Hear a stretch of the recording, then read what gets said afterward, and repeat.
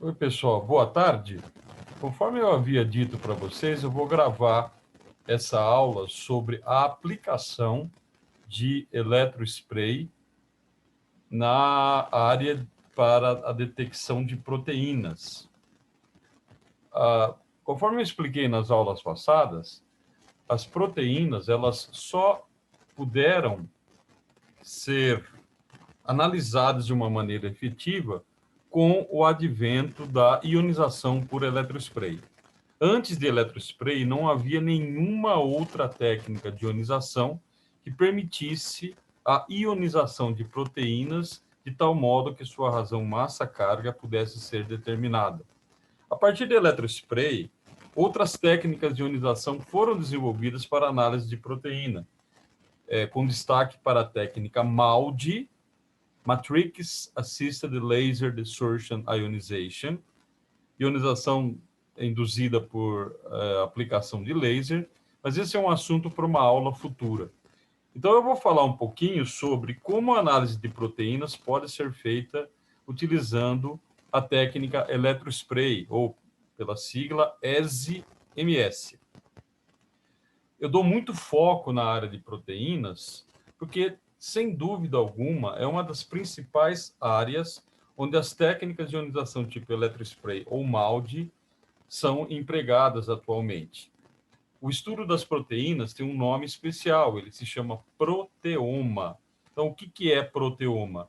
Proteoma é o conjunto de todas as proteínas que um determinado organismo vivo possui num determinado momento. Alterações no proteoma de um determinado organismo vivo pode levar a informações muito relevantes, por exemplo, na detecção de doenças em seus estágios muito iniciais. Aqui nesse slide eu tenho uma foto, né, de uma estrutura de uma proteína. É uma molécula gigantesca, contendo átomos de carbono, oxigênio, nitrogênio, hidrogênio e enxofre. O enxofre aqui é nas proteínas que contêm o aminoácido cisteína, essa bolinha amarela, ok? A gente já viu como é que funciona a eletrospray. Eletrospray, na realidade, não é bem uma técnica de ionização. É uma técnica de transferência de íons da fase condensada para a fase gasosa. A partir desse momento, esses íons são transferidos para dentro do espectrômetro de massas. Então, observem aqui o espectro de massas de uma proteína típica, uma proteína, uma massa molecular muito elevada, né? Nesse exemplo que eu estou passando para vocês aqui, trata-se da mioglobina. A mioglobina é uma proteína responsável pelo transporte do oxigênio em animais como o boi, o cavalo. É o análogo da hemoglobina humana, okay? Que tem a mesma função dos seres humanos.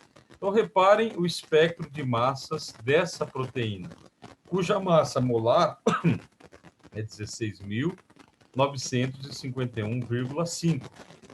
Vocês veem aqui uma série de íons.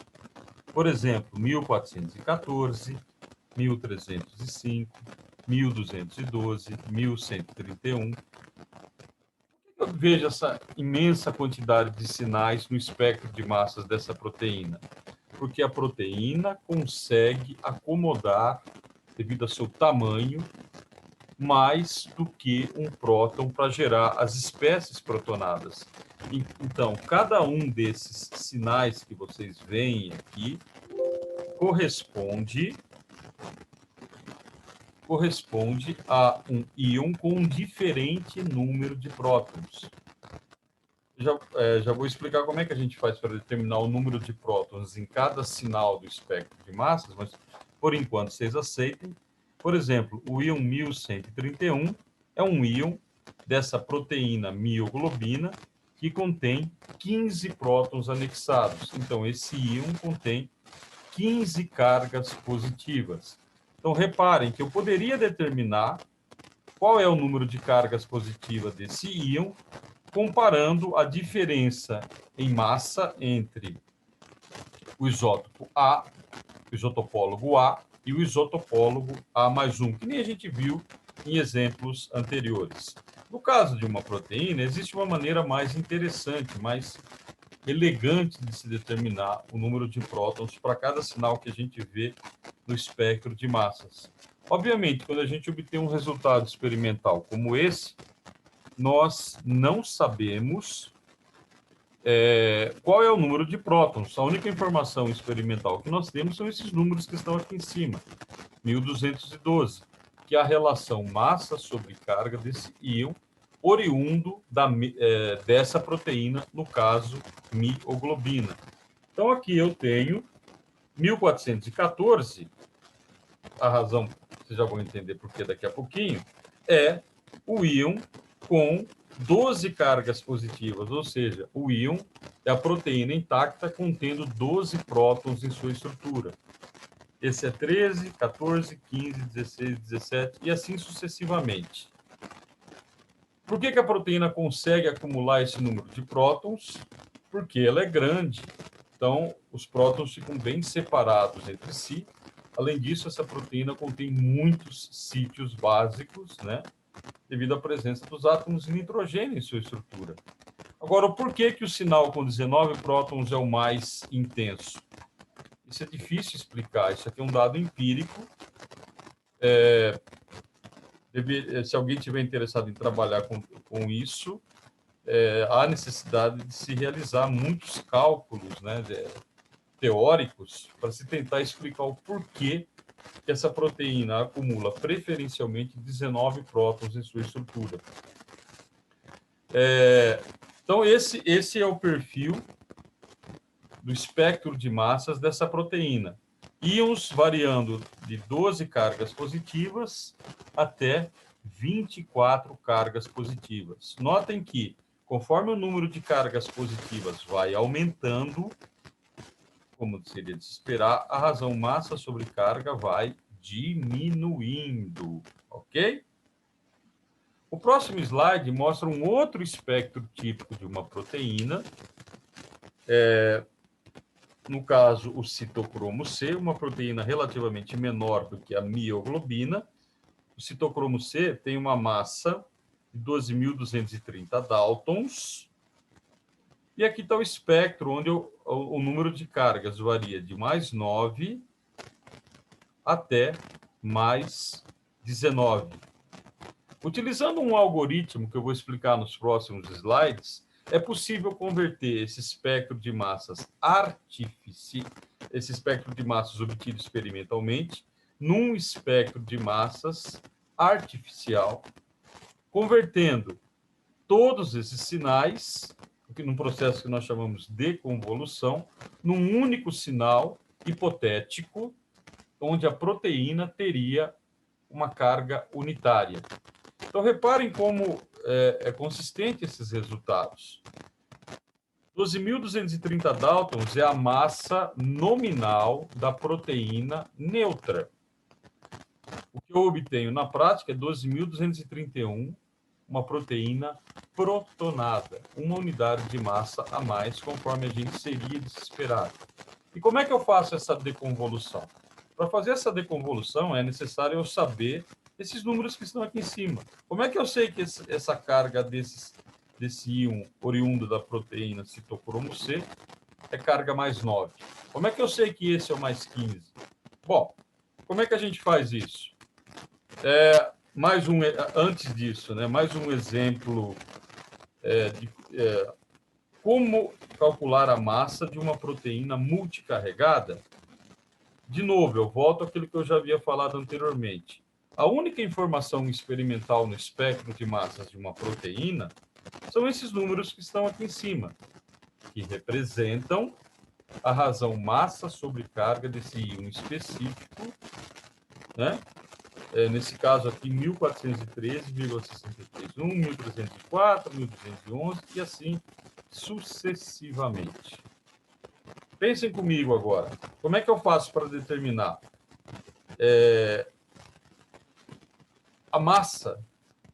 a carga de cada um desses íons e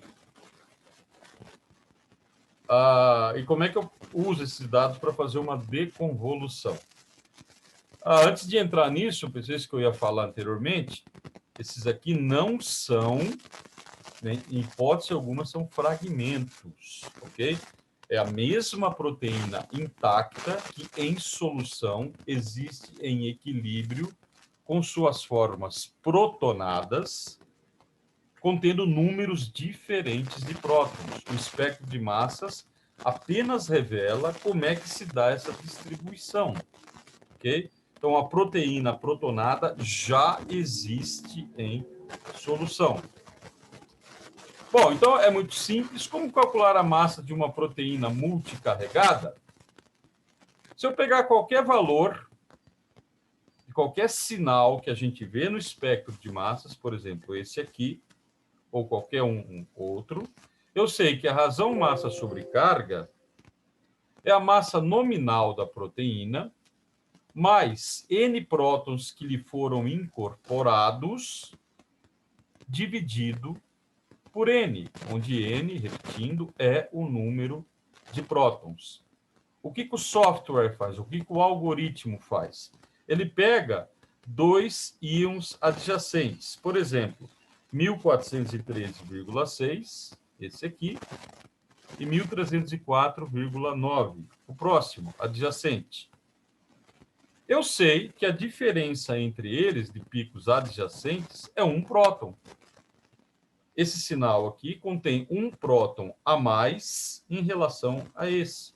Por isso que sua razão massa sobre carga é menor.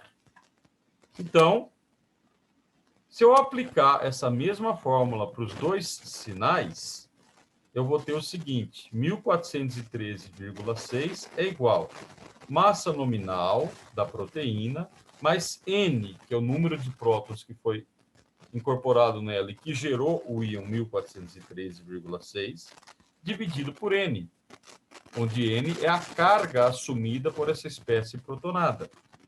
O seu pico adjacente, com o número de próton a mais, 1304,9, é igual massa nominal da proteína mais N mais 1, ok? Um próton a mais em relação ao íon anterior, dividido por N mais 1.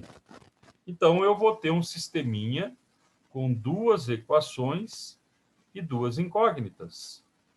Eu posso eliminar uma das incógnitas, né? No caso aqui, massa nominal, juntar as duas e determinar o N, uma simples resolução dessas duas equaçõezinhas de primeiro grau. Então, o N vai ser igual a 10.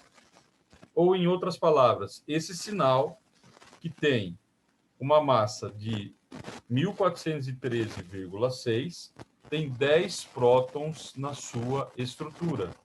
Esse tem 11, esse tem 12, esse tem 13, e assim sucessivamente. Eu faço isso com todos os picos adjacentes para ter uma maior confiabilidade nos meus resultados. Ok? Para confirmar se de fato essa sequência obtida ela é consistente. Tendo o valor de N para um determinado pico, eu consigo calcular, então, a massa nominal. Se para 1403,6 o N é igual a 10, N igual a 10, 10 prótons, a massa nominal da proteína é 14.126 Daltons. Uma simples resolução de equação. De novo, eu faço isso para todos os pares de íon adjacente e eu vou obter uma massa média muito próxima a esse valor aqui. Uma massa nominal que corresponde à massa nominal da proteína. É isso que o algoritmo faz. Na realidade, o ser humano não trabalha fazendo essas contas.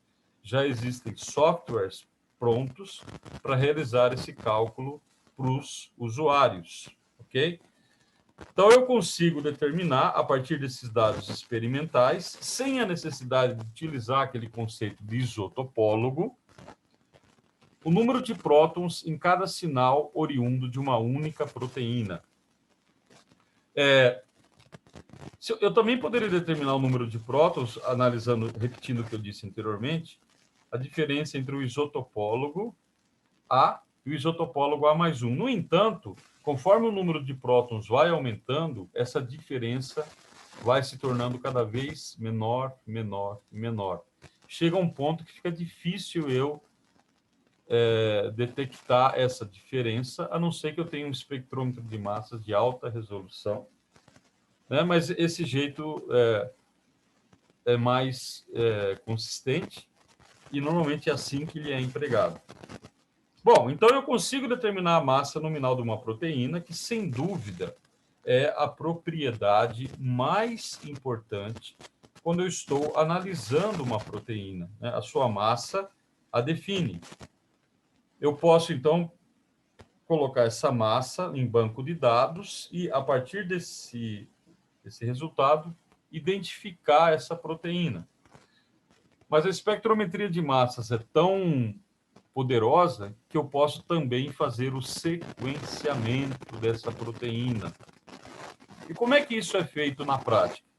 Uma proteína tão grande quanto essa, representada aqui, né, numa figura, e nós vimos vários exemplos de proteínas com suas respectivas massas nominais. Essa aqui, a mioglobina, uma massa nominal de 16.951 Daltons, essa aqui de 12.230 Daltons, essa aqui de 14.126 Daltons. São moléculas muito grandes, né? O sequenciamento de proteínas, para que eu possa realmente identificá-la, é uma tarefa complexa utilizando as metodologias tradicionais. A metodologia mais empregada é a degradação de Edman, onde eu vou removendo aminoácido por aminoácido da proteína e eu vou tentando identificá-lo. Essa é uma tarefa muito complicada e, para vocês terem uma ideia, o sequenciamento de um pequeno peptídeo, ele normalmente pode levar 1 mês de trabalho. Isso é totalmente incompatível com as necessidades das técnicas modernas atualmente. Fica difícil eu ter que esperar mais de 1 mês para ter o sequenciamento de um pequeno peptídeo. Então, como é que trabalha a área de proteoma? Eu vou dar aqui em linhas gerais, bem resumido, porque a área de proteoma é uma área única. Na realidade, eu precisaria ter todo um semestre para tratar exclusivamente de proteoma, dado a dimensão que a área assumiu nos últimos tempos. Mas, basicamente, como é que eu trabalho? Eu tenho uma proteína tão gigantesca quanto essas 3 que eu mostrei como exemplo. Eu quebro essa proteína em peptídeos menores. E como é que eu faço isso? Degradação enzimática, né? Eu uso enzimas e reagentes que quebram a proteína em ligações peptídicas específicas. É isso que vocês viram lá em bioquímica. Existem, por exemplo, algumas enzimas, a tripsina, que quebra ligações peptídicas específicas. Quando ela quebra a proteína, ela gera peptídeos menores. E eu consigo, então, sabendo onde uma determinada enzima age, saber onde é que foi o ponto de quebra da proteína. Então, de uma proteína gigantesca, eu consigo gerar peptídeos pequenos, de tal maneira que eu vou usar a espectrometria de massas para sequenciar cada um desses peptídeos e, sabendo onde houve a quebra, eu vou juntar esses peptídeos novamente e vou ter o sequenciamento completo da proteína. E como é que a espectrometria de massas atua para gerar informações sobre esse sequenciamento? De novo, eu vou falar em linhas bastante gerais. Eu tenho aqui um tetrapeptídeo genérico, ok? usa-se um sequenciamento que nós chamamos sequenciamento de novo, né? Sequenciamento de novo. Antes de eu entrar nesse sequenciamento propriamente dito, eu gostaria de explicar para vocês a espectrometria de massa sequencial, adiantando um pouquinho, e mesmo porque nós vamos ter aula específica sobre a espectrometria de massa sequencial. Então, a partir do momento que eu quebrei a proteína, uma proteína de maneira enzimática em solução, eu consigo gerar os peptídeos que lhes são derivados. E esses peptídeos são bem menores e eles vão ter uma carga apenas, devido ao seu tamanho. Então, o espectro de massa dos peptídeos ele vai ser bem mais simples em comparação com o espectro de massas da proteína, onde eu vejo uma série de sinais. Então, eu tenho os peptídeos menores, e dentro do espectro de massas, eu isolo cada um desses peptídeos e forneço energia a partir da colisão com um gás inerte. Essa energia é utilizada para quebrar as ligações peptídicas em dois fragmentos bastante distintos. Os fragmentos que nós chamamos Y,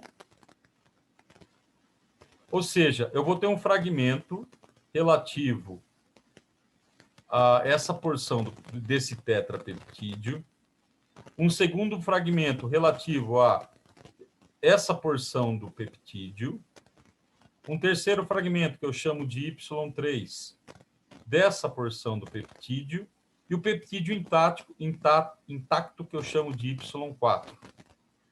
E complementarmente aos fragmentos Y, eu tenho os fragmentos B, cuja carga positiva, enquanto que no fragmento Y a carga positiva fica no nitrogênio, no fragmento B a carga positiva fica no carbono da carbonila. Então, reparem, o fragmento B é complementar ao Y. O fragmento B4 ele tem a mesma massa do que o fragmento Y4. Mas o fragmento B1, é esse pequeno fragmento aqui, é complementar ao fragmento Y3. Y1, Y2, Y3. O fragmento Y2 é complementar ao fragmento B2. B1 aqui, B2 aqui. Y1 aqui, Y2 aqui. O B3 é complementar ao Y1. Quem que é o B3? Esses três juntos aqui. Quem que é o Y1? Esse aqui. E assim sucessivamente. Obviamente, eu quero que vocês entendam como é que esse sequenciamento é feito. Na prática, existem softwares que fazem isso para a gente, né? Então, genericamente falando, aqui eu tenho o fragmento Y4. O fragmento Y4 é o peptídeo intacto, com sua carga positiva. Ele tem apenas uma carga devido ao tamanho. Não se esqueçam que a proteína gigantesca ela foi quebrada em peptídeos pequenos. O fragmento Y3, que tem um resíduo do aminoácido a menos em relação ao Y4, ele tem uma diferença de massa que corresponde ao resíduo de aminoácido do primeiro aminoácido que está ligado aqui a esse tetrapeptídeo. E assim, trabalhando desse jeito, eu consigo localizar no espectro de massas de fragmentação desse tetrapeptídeo os fragmentos Y4, Y3, Y2, Y1. Como eu conheço a estrutura e as massas de todos os aminoácidos, o software conhece todas as combinações possíveis e pela diferença entre Y4 e Y3, eu consigo determinar, por exemplo, quem é esse aminoácido devido à sua massa. A diferença entre Y3 e Y2 me permite identificar quem é esse aminoácido. Y2 menos Y1, quem é esse aminoácido? O Y1 é o aminoácido que sobrou, né? Uso exatamente o mesmo raciocínio para os fragmentos B. Eu construo a família dos aminoácidos Y, da fragmentação Y, e construo a família da fragmentação B. Então, em resumo, o que eu faço na prática? Eu isolo esse tetrapeptídeo que foi formado a partir da digestão enzimática da proteína grandona original. Ele foi formado em solução, ele se ioniza, contendo apenas um próton devido a seu tamanho. Outros peptídeos pequenos também vão estar presentes em solução. Eu transfiro esses peptídeos para a fase gasosa por eletrospray, introduzo cada um desses pequenos peptídeos dentro do espectrômetro de massas, e dentro do espectrômetro de massas eu isolo cada um, cedo energia por colisão com um gás e vejo o espectro de fragmentação. De novo, isso é espectrometria de massa sequencial. A gente vai ver isso nas próximas aulas, ok? E confirmo toda essa sequência com os fragmentos B, cujo procedimento é idêntico. Então, o software faz isso para a gente. A gente não precisa se preocupar com isso, ok? Enquanto que um sequenciamento de uma proteína completa pode demorar meses e meses, usando essa metodologia, a etapa mais lenta desse processo é a digestão enzimática. Leva, talvez, horas, 2, 3 horas. A partir do momento que eu tenho a digestão enzimática, eu tenho os peptídeos menores, eu determino o sequenciamento de cada um dos peptídeos, e isso é feito em questão de minutos. Sabendo onde houve a quebra específica da proteína intacta, eu consigo juntar as informações e obter o sequenciamento completo de uma proteína. Ou, em outras palavras, enquanto que o sequenciamento completo de uma proteína relativamente grande pode levar meses, usando essa metodologia, talvez a gente consiga fazer o sequenciamento, levando em conta que a digestão enzimática é a etapa lenta do processo, e uma questão de 4, 5 horas. É um ganho de tempo brutal, o que explica a grande utilização da espectrometria de massas em áreas como proteoma e outras macromoléculas, por exemplo. Aqui eu tenho um sequenciamento de peptídeos feito utilizando essa metodologia, ok? O peptídeo é esse aqui, cada uma dessas letras representa um aminoácido específico. H, H, P, G, D, F, T. São as letras que caracterizam cada aminoácido. Esse aqui é um peptídeo formado por 16 aminoácidos. É um peptídeo relativamente pequeno. Ele tem uma massa de 1760, um peptídeo monoprotonado. Eu conduzo esse peptídeo para dentro do espectrômetro de massas e causo a sua fragmentação. Para obter um espectro como esse é o espectro de fragmentação desse peptídeo. São os filhos desse peptídeo. Eu induzi a sua fragmentação. O eletrospray não causa a sua fragmentação. Lembra que a gente discutiu, ok? Eu estou induzindo a fragmentação desse peptídeo dentro da espectrometria de massas, um procedimento conhecido como espectrometria de massa sequencial. Esse é o espectro que eu tenho, são esses sinais aqui em vermelho. Fica muito difícil para um ser humano analisar isso visualmente.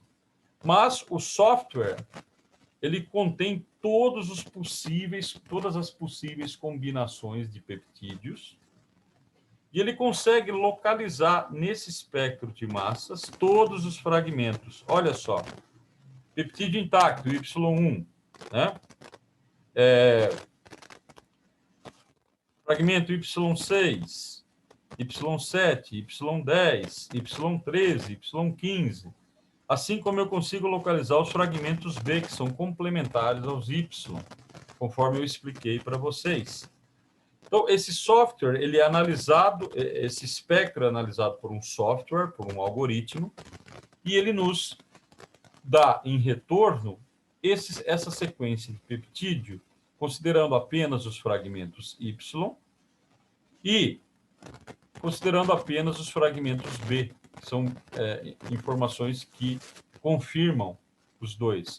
Notem que eles são idênticos, né?